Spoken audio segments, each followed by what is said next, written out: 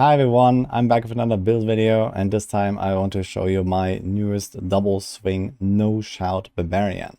This is the second class I've leveled after doing 2 rogues in Season 2, and I've been wanting to play Double Swing for quite a while. I wanted to make one in Season 1, but I never got around to it, and now I finally did it. And man, this build has really taken me by surprise by how fast and powerful it is. We know that Barbarians are really strong right now in general, but this is absolutely crazy. So you might have seen my tweet here, for example, or some of my live streams when I did the world first race to level 100. I did a time of 20.5 hours on my rogue here with Twisting Blades. That was most likely the world first as a solo character. But this build would easily beat this. It wouldn't even be close. Like, I level significantly faster than my rogues. And I have been doing, for example, level 90 to 95 in 1.5 hours on this build. Even level 99 to 100, even without like cherry picking dungeons or something, I was able to do in 22 minutes. Like, it's absolutely cracked how fast you can run this build. It's so fast at speed farming, at leveling, and it holds its own weight in T100 Nightmare Dungeons as well. I've been going into T100s of this right after I hit level 100, and I was also decimating. So this is an all-round, really strong build, really fast, probably one of the fastest farming builds, and it's also extremely fun to play. So as you see here, no shouts. I have charge, I have leap, I have the steel grasp, man. It feels so amazing. You pull in those elites, you one-shot them, you move on, you stomp whenever there's a dangerous guy. Like, it feels great to play this, and I had so much fun with this build. So there are other really strong Barb builds right now. There's Upheaval, there's Hoda, there's the Kratos Barb. They're all really good, but I think in terms of speed, this is almost unbeatable, unless you're talking about like some extremely end game, like Hoda Barb maybe. The thing is that Barbarians right now are so powerful and so tanky that you don't really need any of those shouts to survive or to deal damage. You just kind of like run around, one-shot everything for the most part. Yeah, you pull these elites together, you see how they're getting like slashed in like 2 hits or something. So this is kind of how the gameplay looks like. For the highest tiers, you could consider running like a challenging shout just to like have this extra defense and just, you know, run in and really ignore everything that could hit you. But even in T100s, I was able to go with the no shout route, and I had a lot of fun doing that. So these ones were really fast. I was able to complete these dungeons even on T100 without really fully optimized setup yet, in something like 3, 4, 5 minutes or so. So it was definitely pretty amazing. So let's go into the setup. I'm going to walk you through the entire build, including the progression parts. I've also tried this on the low levels. I actually respec'd from level 50 already or something like that, but I re-leveled another Barb to try the early game experience because I wanted to see how Double Swing feels 1 to 50. Which there it is maybe not the best. It kind of starts popping off later once you have a few synergies, but it was definitely fine. It was something you can absolutely play from level 1. So let's get into that. So here's my current Barbarian right now. I'm just going to show you what I have equipped right now compared to the planner. So we have the Tusker of Joyce the Mighty that drops from Duriel. This is an incredible item. This is near Shaco level actually, I would say, in terms of power. So Barbarians have it very easy this season by just using this helm. It's an incredible item. Then we have just random damage reduction and some resistances on our armor pieces. For example here, lots of damage reduction. We have, of course, double swing ranks, crit and attack speed. Then we have something like this here, triple res boots with evade charges and movement speed. That's really nice. The one stat you want to stack on your items are damage while berserking. You can get it on your weapons and on the rings, and also lots of it on the paragons. This is like the #1 stat for pretty much any barbarian build right now, because they made berserking really busted. And there's some legendary Paragon node that buffs this stat even further. And outside of that, close damage, core damage, all stats, and strength is really useful. So I have that basically on all of my weapons. And you can see here we have the same stuff. Here's our Raunatni's Magnum Opus. You can farm this from Grigor. So if you want to farm up for Duriel, you have to defeat that mini-boss anyway. And this guy drops a sword. So I just farmed this myself basically with this character. Did a few kills, got a sword. And eventually I got like an upgrade on this, so this is a really good one here. Then we have rings, very important, resource generation. We also use those rings for our resource management in general. So we have the Berserk Fury aspect here, 6 Fury per second while berserking. We are permanently berserking on this build. And we have the Unrelenting Fury aspect here that gives you a refund when you kill enemies, which happens basically every single time you swing at a non-boss. And if you hit a boss, well, you get a refund anyway. So very easy. And other useful stats here, life, crit, damage while berserking as well. So this can roll there. And amulets. So here we have like a very defensive one. This is for the T100 9 dungeons, just to make sure I kept the armor. I put disobedience there, but for general gameplay, this is not required. And amulet looks like this: fury cost, movement, and some decent passive you can try to put there. So this is kind of the gear that you saw there in action in the clips, but I'm going to go over the planner here and explain also to you like how you're actually going to progress from start to finish. So I have different setups here. You can see this. There's like the little 100, like the end game setup with uniques. Here's like the leveling. This is what I use for the most part until I actually like found something basically at level 80, level 90, etc. And here's also the 1 to 50 leveling. So there are some tweaks here. And also the T100 Nightmare Dungeon push where I put in a challenging shout. Even though this is in the no shout build, you can play as no shout, but I think that most people will have more success with challenging shout included instead of having the leap because, well, you do go pretty fast anyway. The leap is really nice for speed farming. It is not like a required piece here. So that definitely helps out when you see like a bunch of elites, for example. But yeah, the skill tree looks like this. We have a lunge. So this is like just very standard. We get berserking there. In the early levels, you could also do the bleed there, for example, but it doesn't really matter all too much. Then we have the double swing. So we use the upgrade that gives us the extended berserking duration. So we just need to trigger berserking with anything. And then as we attack, we will have continuous permanent berserking. Berserking by default lasts 5 seconds, with unconstrained passive that goes up to 10 seconds, which we actually use at the start while we're still trying to manage our resources. And then later we swap this to Unbridled Rage. But it's very easy to trigger berserking because we have the battle fervor here. So whenever we hit with a brawling skill, leap or charge, we get berserking.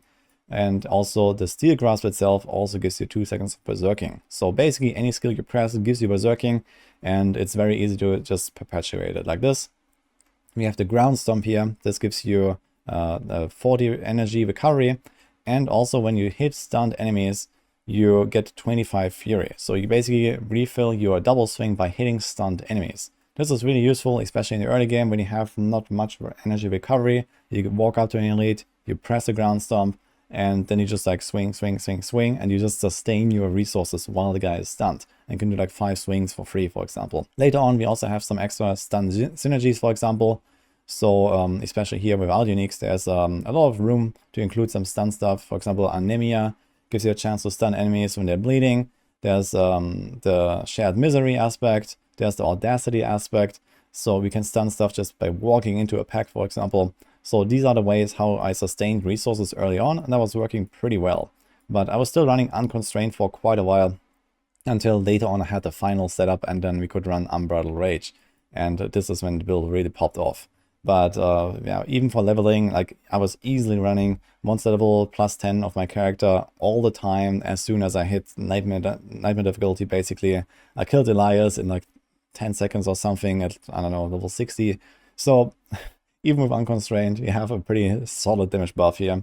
And this build has like no trouble, like all the way basically. It's just about managing the resources as best as possible.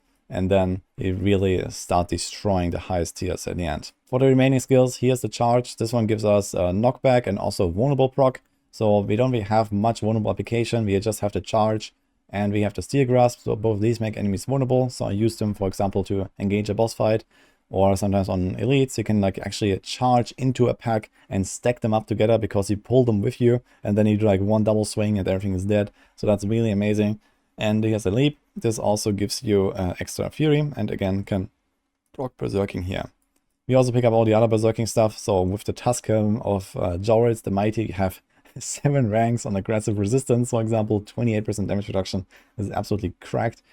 And there's also the Prolific Fury for the Fury generation. So there's also something you pick up very early. And once you have that, like level 20 or something like that, then you're going to feel a pretty noticeable boost in your Fury generation. Here's the Steel Grasp that pulls, that gives us berserking. And yeah, it gives you vulnerable. It's just an all-around incredible skill for this build.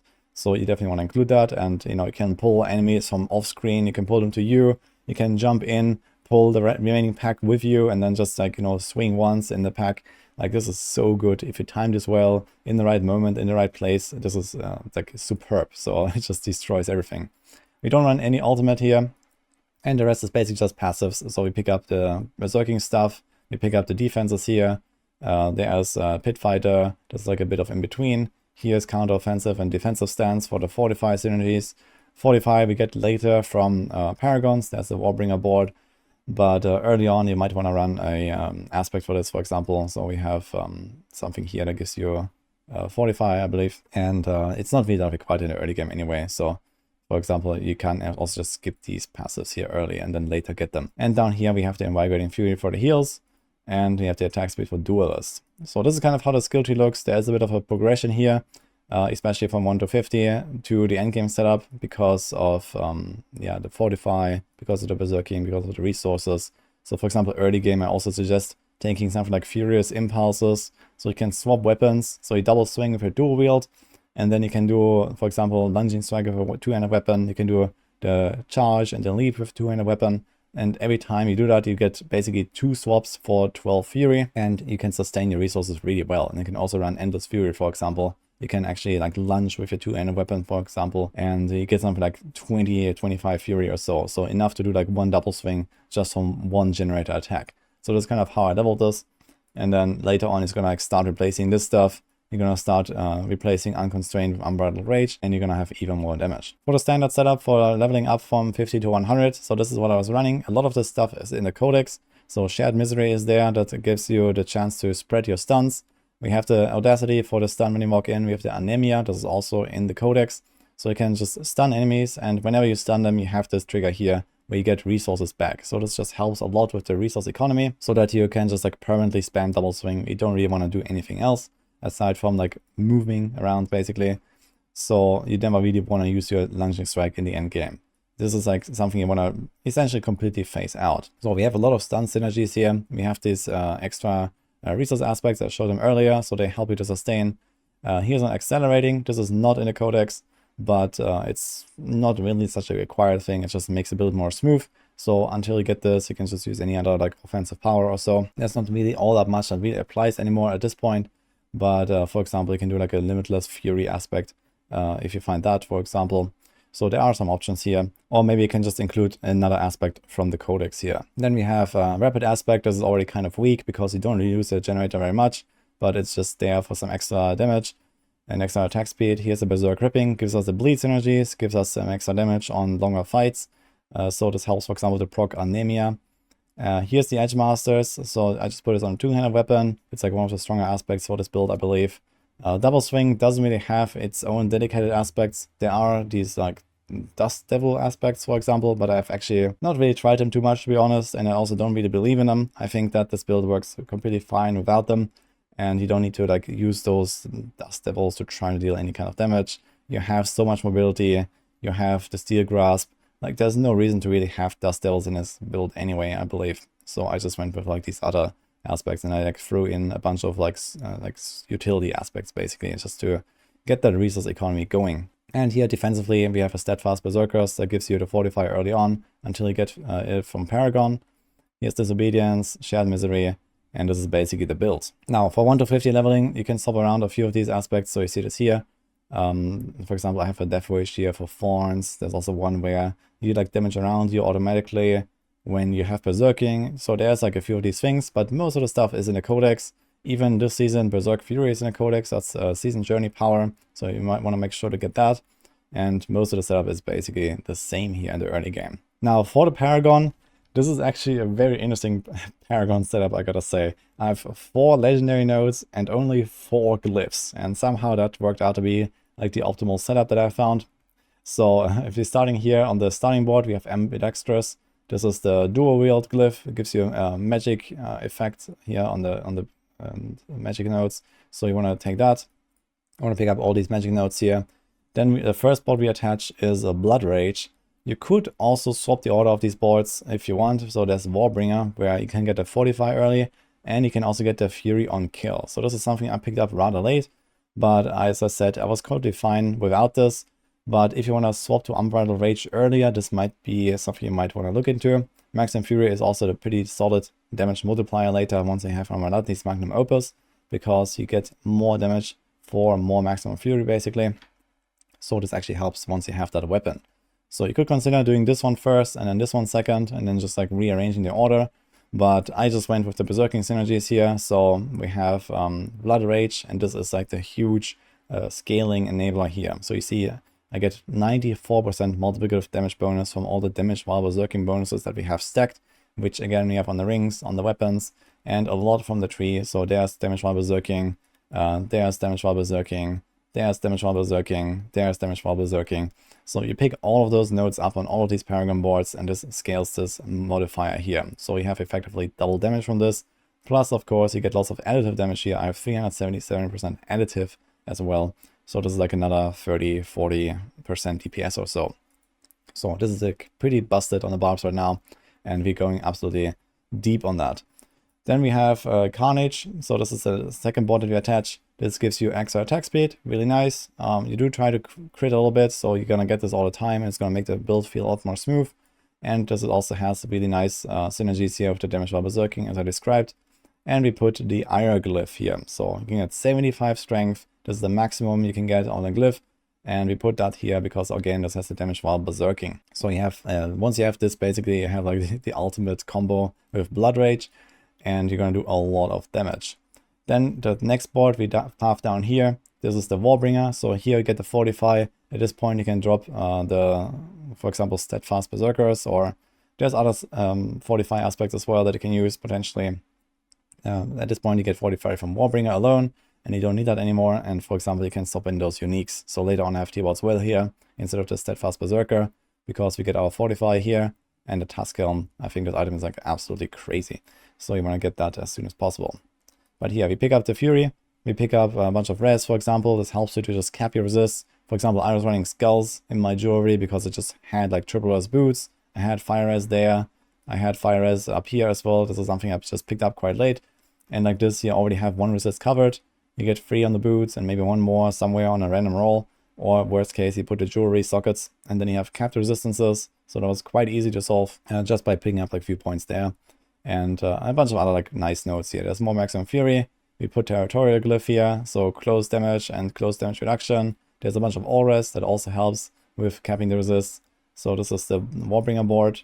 And finally, Decimator board. So here we have extra damage when you make an enemy vulnerable. So we do this quite frequently by either charging or by using Steel Grasp. And then also when we overpower, we get another 10% bonus. So there's no overpower synergies in this build, which means it's also likely to not get nerfed very much next season, probably. But you do attack very fast, so you do trigger this overpower effect from time to time with just a random 3% chance. So it's nice picking this up here because it's right there, like a few points from the glyph. So we pick up the glyph here, we put Seething.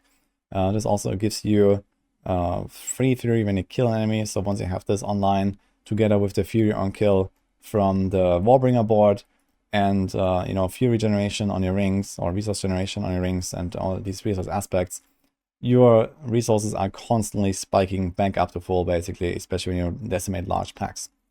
So this is really useful. And we want to use swords anyway. We have Ramradni's Magnum Opus. We just use a second sword here, and then you have this extra damage. So this was the setup here. I was looking around for other glyphs, but I was not really impressed by any of them, to be honest. So 4 glyphs, 4 legendary nodes, a very compact tree here, and it has been working like a charm. The tree is also exactly the same for T100 dungeons, or even for Uber bosses. Like I've also killed Lilith with this. This build has enough damage to just like cheese Lilith anyway, so you don't have to play any of the mechanics. As long as you go in and you just kill her very fast, then she doesn't do anything basically. So I was able to do this on this build as well. There was nothing really to change here. See, this is the same tree, and also pretty much the same skill tree, just that I swapped in the challenging shout here, as I mentioned earlier. But yeah, if you feel confident enough, you can play without it. I played without it as well for a while, and that was totally fine. Now for the remaining setup here, we have skulls in the weapons. People ask me about this all the time. They nerfed all the weapon gems, so it's not really worth putting any of the DPS ones. They do very, very little. And skulls is just nice, a bit of extra life recovery, but it really doesn't matter that much. So there's no overpower synergies here. Rubies are worthless. The Topases for the lunging strike are also worthless. So there's not really a reason to run anything else. Jewelry, just make sure you cap your resist to 70 as soon as possible. And otherwise go skulls. And here for the armor gems we have rubies for extra life. So that's what we're going with. The expertise is 2-handed axe. you try to make enemies vulnerable nearly all the time. Now you could play around with some other expertises here, for example, chance to gain fury when you hit an enemy. So this is also something if you want to like improve your resource economy a bit, but later on you're gonna make stuff vulnerable quite often, at least the targets that matter, like bosses, like elites, etc., because you steel grasp them. So this is kind of decent. Or you can even go like to an assault expertise early on if you want, if you don't really have vulnerable uptime. So this is kind of up to you. There's definitely a bunch of options here, but I went with the typical two-handed expertise for Axe. And for our vampire powers, number one, we have the Hammermancy. This is just really nice because on its own it can clear entire screens sometimes with small enemies at least. So you don't really have to go around and like double swing every single guy. Most of them just die passively. Then we have Prayer on the Weak, so extra damage against vulnerable, helps with the bosses. Bosses are kind of like the one problem because you can't stun them, so you can't get your resources back from, for example, using Ground Stomp and these kind of things. So I just try to optimize around boss damage quite a bit here. We have Ravenous, extra attack speed, and we have lots of movement speed, so this has a really strong multiplier. There's Undying, I just couldn't really find anything else, so I just put this in there, so you just have insane recovery and Metamorphosis. So like this, you have a better evade, you go further, you get Unstoppable, which is pretty nice, and also later on this procs your Theobald's Will. Now a little tip, if you have not done so yet, I'd suggest to not level up Metamorphosis, because the Unstoppable power is gonna increase in duration, and Theobald's Will basically only triggers the 50 primary resource gain when you gain Unstoppable and not when you are already Unstoppable and gain it again. So having a lower level Metamorphosis is actually slightly beneficial. It has a downside of you getting more crowd controlled potentially, but for Theobald's Will it has better synergy. So just want to get that note out. And that's also pretty much everything for the setup here. I can only say this is an absolutely fun build to play, and I had a mega blast with this. I'm probably going to be playing this a bit more, but I also want to try out some other stuff on the Barb. Let's see what else we can do. But for now, this is what I got here with the double swing. This has been a really great experience, and I can only recommend you guys to try the same, especially if you're tired of the triple shout meta, if you're tired of, just like playing the same stuff on Barb basically all the time. This has been a very refreshing experience for me. So similar to the Creator's Barb, I try to like, go away from those shouts and include more fun stuff. And man, it does feel fun. So this steel grass is really something else, and when you hit it right, it feels so amazing. And then you have to ground stomp, and nothing can hit you. You have to charge, you have to leap, like you can dash around all the time with Metamorphosis. So it's a great package, I think. Just try it for yourself, I guess. And with that, I'm gonna leave you here. So hope you enjoyed this guide. I wish you good luck in Season 2. I hope you have the fun with the build. Let me know how it goes for you. And if you have any questions, always feel free to stop by on the stream. So that's it. Hope you liked this, and see you guys next time.